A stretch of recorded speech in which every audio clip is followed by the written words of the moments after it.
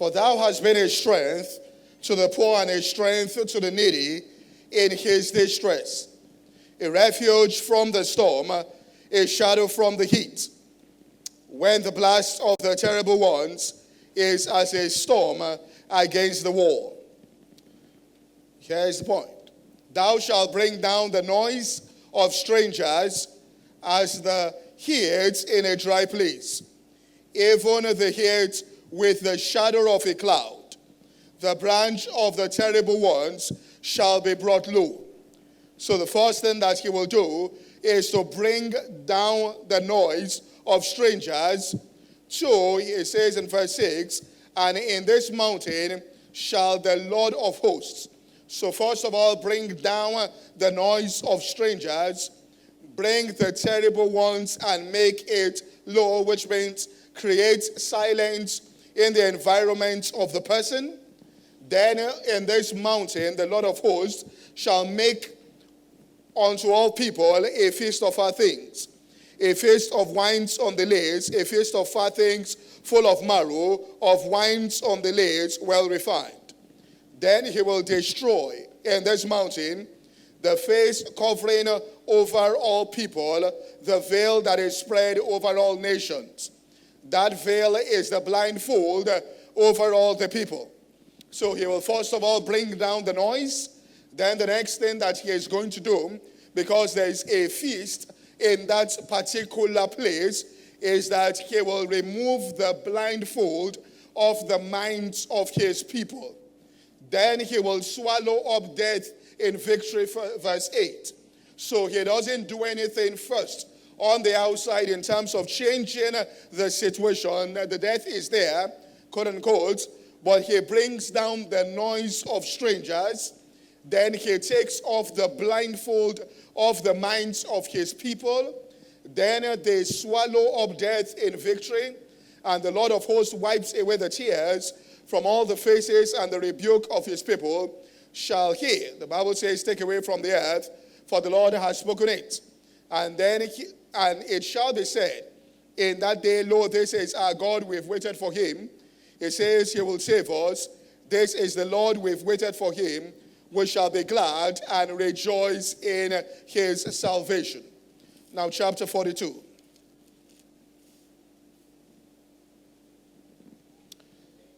And verse 9. Behold, the former things are come to pass, and new things do I declare. Before they spring forth, I tell you of them. Then verse 16, it says, I will bring the blind by the way that they know not. I will lead them in paths that they have not known. I will make darkness light before them, crooked things straight. This will I do and not forsake them. So it says, I will lead the blind by a way that they know not. I will lead them in pathways that they have not known. Now this morning I want to speak briefly on getting the formula that works for you, which means the process of you getting the formula that will work for you, not for others, but that will work for you in life. The process of getting that formula that will work for you as an individual in life. For when you find that formula deep on the inside of yourself, and you intuitively know that this is the right formula for this particular situation, and this will work for me, and you deploy it, it always produces results. If you try to use other people's formula, in fact, to get to know it will be extremely difficult. But even if you find out and you try to deploy it, it won't produce results as it should for you. It's when you find the formula that will work for you, something that resonates with your own being, something that the deepest parts of your being agrees with, something that you intuitively know this is right for you, and you deploy that in that particular situation, what happens is that you will get maximum results. I've always said this, and I'll continue saying it, that anytime I did anything from the deepest parts of my being as what I saw to be right in this particular situation, according to the blueprint. I think it's Frank Sinatra that sang, I did it my way. And it was talking about something, which means according to the blueprint that is on the inside of you. And sometimes people have a glimpse of this. They see this, all right? They stumble on it. But they've never heard anybody talk about it. They've never heard anybody say that this is what they did in their own situation, all right, in order to advance their cause. And therefore, they have more confidence in the theories of other people than the formula that the Spirit of God, right, just shows them deep on the inside of themselves. So I look at the process of discovering this and what we mean by this formula. We're not just talking about principles. A lot of people know principles, all right? A lot of people really know the principles that they needed to know in order to advance their cause and those things they have believed God for, to have the materialization of it. What they lack is the formula that will really work for them, which is the combination of the principles. How to arrange the principles together. To what measure, to what degree do I do this? And how do I do this and balance it with this? It's almost like you say you want to bake, all right? There's a recipe there, all right? And there are people that have the recipe, all right, to be able to make this or bake that, and they are the only ones with the recipe. Now, everybody has the principles of baking, all right? You know that you must get flour, all right? Now, I can bake, all right, but I know there should be some flour. I know I've seen people that you break some eggs, all right, and all of that. But if I combine everything together, you will surely get a rock, or you understand what I'm saying here? Which means that because I don't, all right? Now, everybody can bake, or people who can bake, but then there are some people that have the recipe, which is the combination of the ingredients that everybody might know to a particular degree in certain measures, and you putting it in the oven for a particular amount of time in this particular way in order to produce this particular thing that sells a lot on the earth. So when we are talking about the formula that will work, we are talking about something deeper than just the knowledge of the basic principles that are required, which means you might understand perfectly the confession principle. You might understand the principle of giving. You might understand the principle of thanksgiving, all right? The principle of worshiping God, the principle of networking and building relationships in life. But there is a combination for every single level that you are at in order to move to that next level. There is a formula that will work at that particular place that will not work elsewhere, but it will work at that particular place, at that particular point in time, and it take you to that next level. And it's this formula, how to get it, that we want to look at today. So we're not just talking about the theory. You know, in physics, that's why you have applied physics, which is the application of the theory, which might be slightly different, all right, than just you knowing the theory.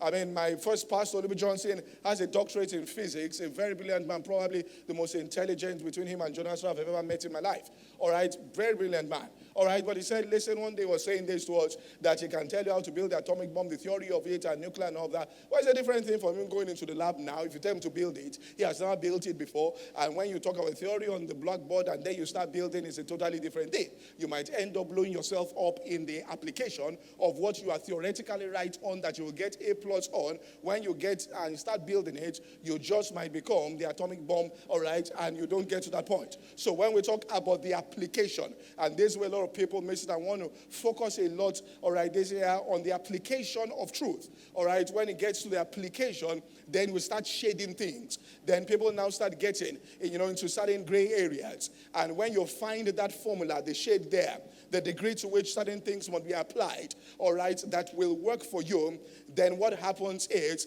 it starts producing results. So people know the principle, and the principles remain the same throughout, all right, your progress. But then the formula, which is the combination of the principles there, is what changes as you move on.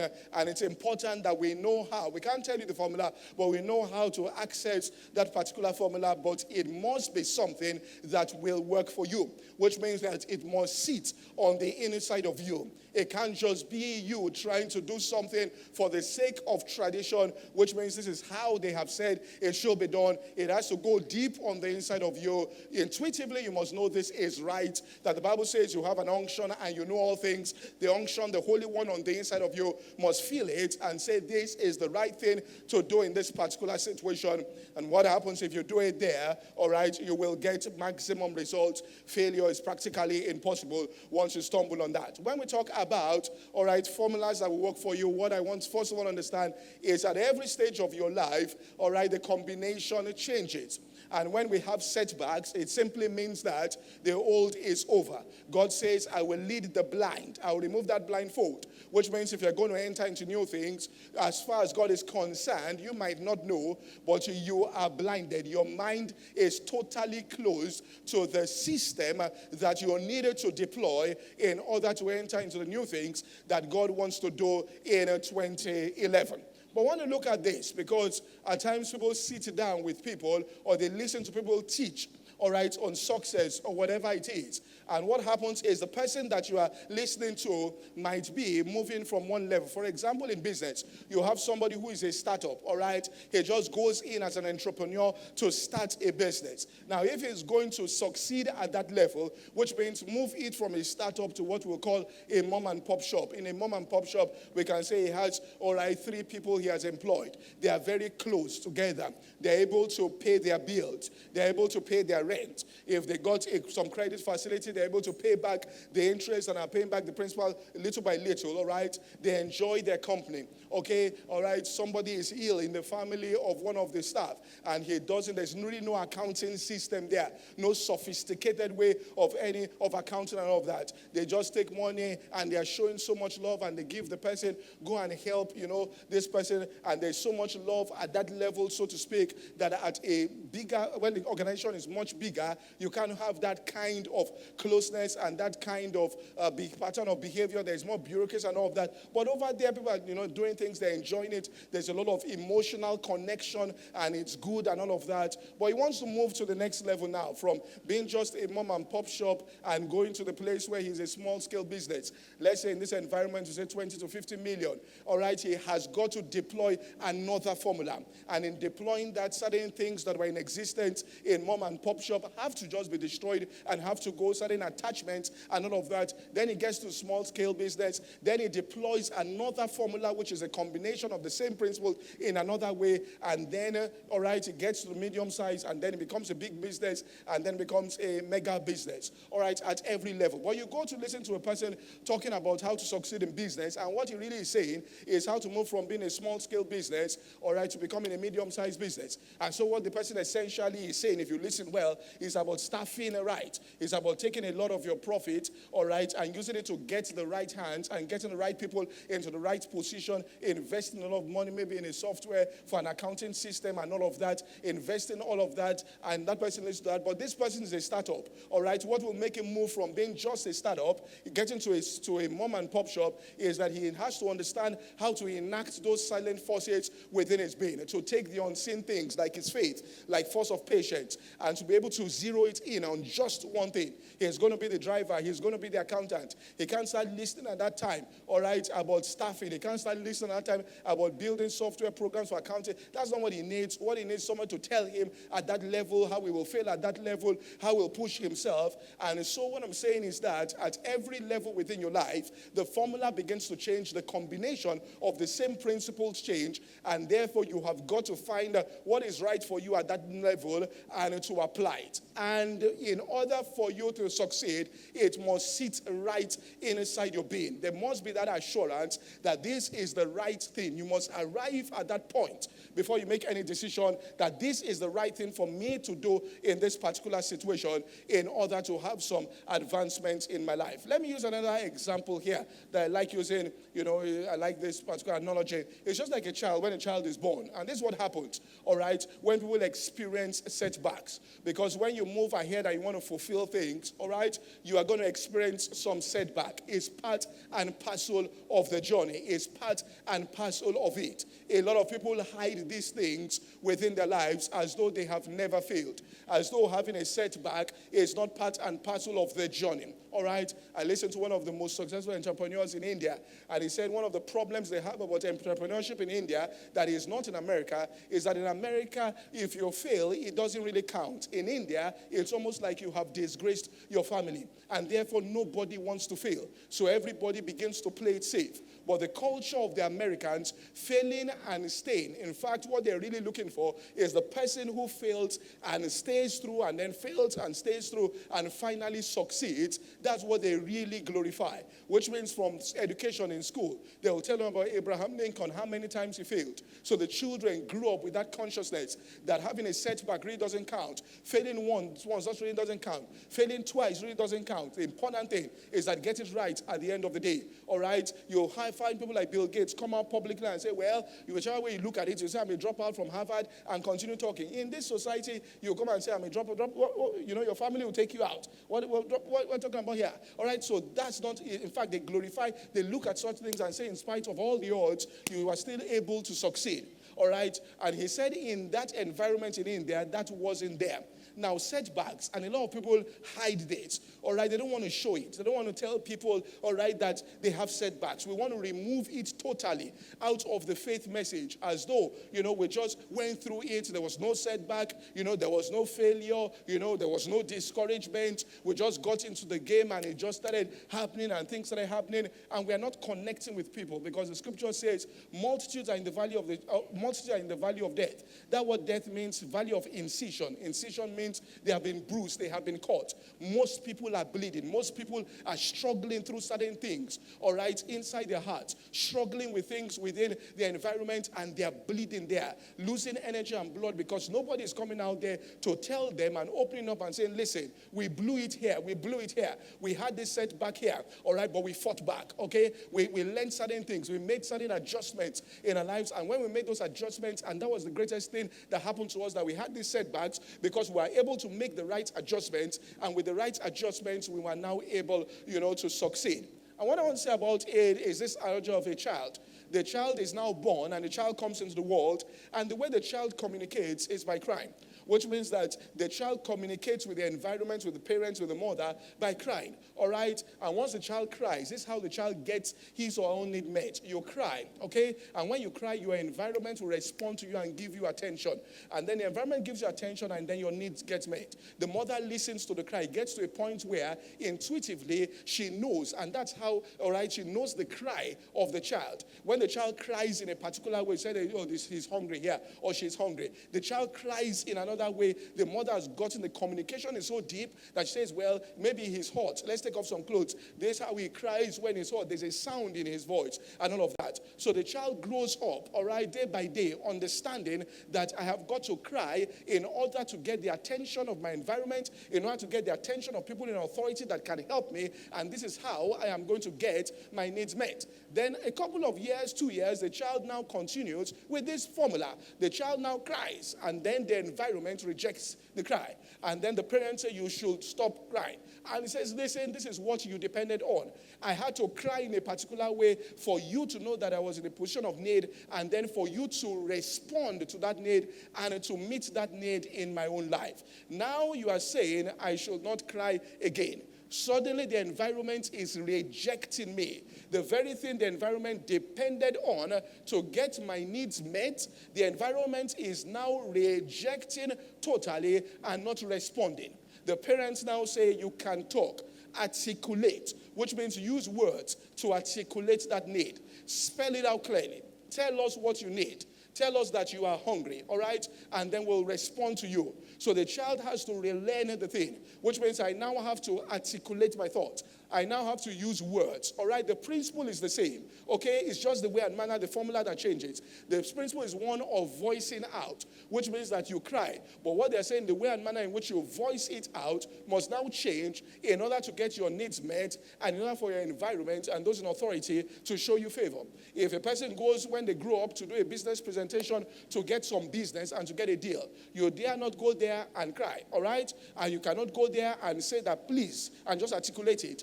can you give me this business because I need the business? You won't get it that way. It's still the same principle of using words. It's still the same principle the child used of using your vocal cords to communicate to your environment in order for your environment to respond back to you in a favorable way to get your needs met. The businessman who is doing a presentation is also going with the same principle, all right? The combination is what is different to get that formula. The person is still articulating, but the person is saying it in a particular way. In fact, he begins to show his strength on certain things. He starts showing, he doesn't want to show his weakness on certain areas, all right? The child will cry and show I'm totally weak and get that response. But then as you begin to grow older, the principles remain the same, but the formula changes. A man can walk up to a woman now and say, I want you to marry me, and start crying. It's over. You understand this? As much as he wants to marry, as much as the lady might even like him, all right, she will reject him once, all right, he begins to cry, okay?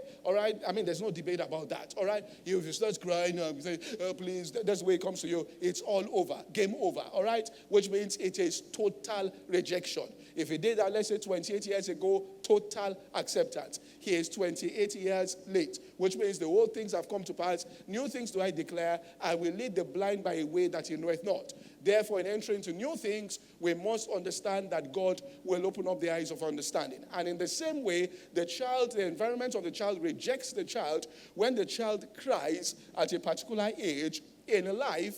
When we deploy a particular formula, the principles are the same. We get results. Then we want to go to the next level. And then we take the same formula and then we deploy that same formula.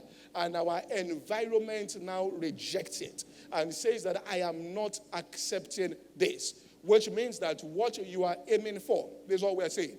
When you have any setback in the pursuit of your dream and your goal or your main objective, what your environment is saying clearly to you is that I will not, or we are not accepting, this is not the right formula in order to get this particular thing. And therefore, you now have the opportunity to learn and to make the adjustment so that you get the right formula, you unlock the code, you combine the principles in the right way, using it in the right measure, and what happens is you open up the gate and there's a flood tide of results within your life because that adjustment has been made. So we'll start out by saying this, that in every form, every setback you have in life, there is a seed of equal benefit, that if you will find that seed of equal benefit, as you apply that to your life, it will compensate you for all the loss that you experienced and bring much more into your life. So there is a seed of equal benefit in everything that you go through. So once there's a setback, and we will have that, all right, in confessing, in putting things out. We've only spent about 15, 16 days this year. I've experienced a couple of setbacks. But what are they? They are simple indications from the environment telling me that if you are going to get, all right, quickly, telling me that if you are going to get the objective that you want, you have got to change the way and manner in which you operate, the right principles, the combination must change. You have to get the right combination, and the sooner you get it, the better it will be for you. So the issue about a setback is simply a message from your environment, from God to you, saying that the formula simply is not right. But it's important that we know it's not easy, but it is a very important part and skill that you must master if you will enter into the reality of your faith and attain your objective. All right? Finding that seed of equal benefit. All right? You must master it. That is the key that will unlock things in practice. You can make the confession, it's important, all right? You flag your vision, which means by repetition, you keep yourself in a place where you are not easily distracted. The reason why you've got to repeat those things to yourself on a daily basis is that it has to get deep on the inside of you so that you are not distracted. But that's another message, so that you are kept unconsciously focused and locked upon that particular target. But then there will be setbacks, all right? And when the setbacks come, understand that it's just a message that you have the right principles, but the formula is not right, which means the combination is simply not right. So setbacks should be seen just and accepted as a test. This is what setbacks are. They are just, and you must accept them as a test which permits you to discover the nature of your thoughts and their relation to your objective goal or purpose. Which means that, and I'll explain this, the nature of your thoughts in relation to your objective and your purpose. Knowing this modifies your reaction to adversity and keeps you striving for your objective. Now, a lot of people, they stop striving for their objective because they have certain setbacks, because they feel that the setback means that it is all over, I should give up, shut my doors, and quit. They don't understand that a setback simply is sending one message. This is the relationship between your present thought, state of mind, and the purpose and the objective that you have. The degree of the setback shows the distance between the way and manner in which you are thinking right now and the way and manner in which you ought to think in order for you to be able to realize that particular goal within your life. So you want to find that. You want to find the way and manner. Let me give an example here. There was a woman, and this is how they discovered franchising. And she started her business, and she was doing well. And the business began to grow. And it grew to a point where, so fast, that it started becoming unprofitable. Which means that it grew so fast, let's assume that she had, let's say, 15 shops, okay? When she had 15 shops, she was managing them well, and so let's assume it was profitable. Now she had 200 shops, and now the management couldn't hold it, and so it was now becoming unprofitable. The business was bigger on the outside, but it was no longer profitable. And so she had that setback, and she started wrestling with that. And eventually, she stumbled on a particular formula of franchising her business, which means selling it out to other people to manage it. And the minute she stumbled upon that, nobody else had done it. Nobody else. It was something that everybody was blinded to. It was something that, as so to speak, the world at that point, there was still a veil over the thoughts of everybody and the minds of everybody collectively to that particular principle. When she got there, the veil was rolled back, and then she saw the thought and the idea on the inside of her, and then implemented that thought and idea, and then the business became profitable. This is what we're saying, that you get to any point and there's a setback, all right? What you need to understand or stagnancy, or you are struggling against something. What you just needed to understand as a person is that I have got to go in search of the new way of thinking, that idea, the thoughts, that's all right? I have to make an adjustment.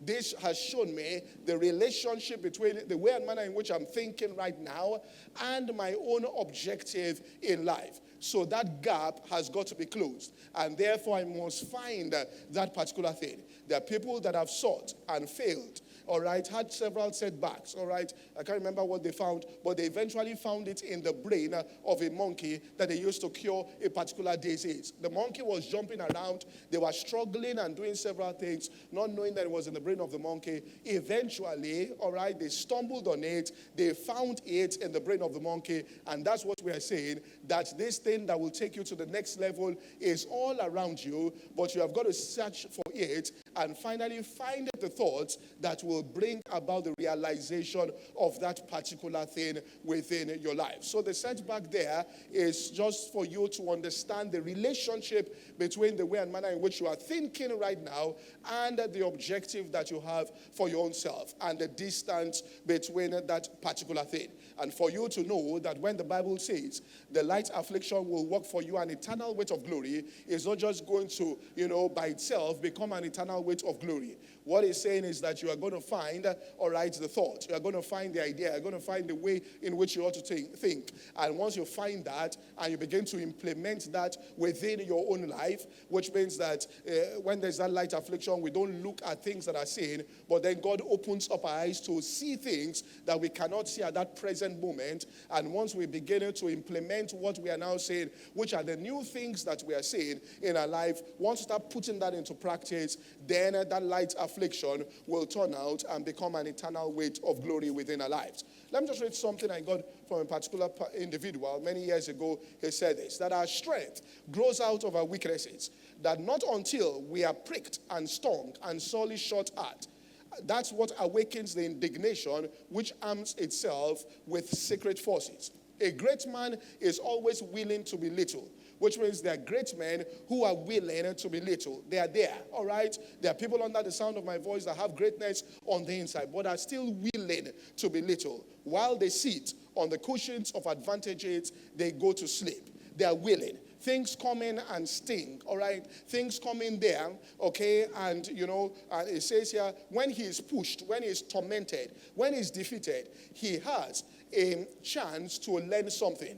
He has put on his wit, on his manhood. He has gained facts. He has learned from his ignorance. He has real skill now. So when you are stung, when you are defeated, when you are pushed, all right, people are willing to remain little. Great men are willing to remain little until that happens. And that should bring some indignation on the inside of yourself. That should unlock certain things within your being. But people don't respond correctly to this. A friend of mine came to see me and he was talking about certain things. And this is a hugely talented guy. And I told him, I said, listen, let me tell you the honest truth. He was asking me to say, you don't need me. All right, this is the truth. You don't need me. Number two, this other person you are going to meet, you don't need this person. All right? What you are doing is that you are looking for crutches. You don't need crutches. The more you look for crutches, the weaker you are going to get in life. You don't need me. You don't need crutches. You don't need all these people that you're hanging out. Go home, all right, and sit down. All right? Your story is like the man who was by the well. And when he stood there by the pool, and they said, how come you are not whole? Do you want to be whole? He said, I have no man to push me. Jesus said, that's not what I asked you. The question is, do you want to be made whole? Then finally he said, yes. He said, arise. All right, you take up your bed. When you decide to take up your own bed, in this well you are still infirmed. When you decide on the inside of yourself, I will carry this bed. I know that I'm weak. I know that I'm in a position where I should not do this. I said in the days in school there, you were the most talented among us. Even the person that was in a relationship with you, remember, she said she was backing out of the relationship and called it off. She said she said this clearly to you, that you're a multi-millionaire, but you are not pulling your weight. And she can't risk her future with you and pull herself out. I said it's still that same mentality, that state you still have on the inside of yourself. Decide, go home. Decide to take up your own bed by your own self. Decide that you're going to walk. Cut off all of us, all right? Decide that I'll take this bed by myself. And once you make that decision, the secret to success will start coming to you. Strength will begin to come on the inside of you. All this thing that you get in your life, all the torment is for you to arrive at this decision. If you will arrive there, if you will make that decision and rise on the inside of yourself, you will become much stronger than any other person that you know within your environment, and you will succeed. So the setback, all right, is some indication. Don't give up. Don't say, well, I have failed, all right? It simply tells you that you can succeed, but there's something fundamentally wrong here. So hold fast your confession. Modify, all right, the way and manner in which you look at adversity and setbacks. That is just a message from my environment. The same way a child had to learn to change from crying to the place where the child had to articulate with words. And then as they grew up, they had to find out how to talk to somebody of the opposite sex, all right, in order to get the relation. Then they had to now learn how to speak in a business meeting and get the right language and communication skills in order to get things out of the hands of people. It's the same process that is going on within your life. As you apply faith and you lock yourself to your goal and ideal, you begin to find that combination, the right one, that will unlock these particular things within your life.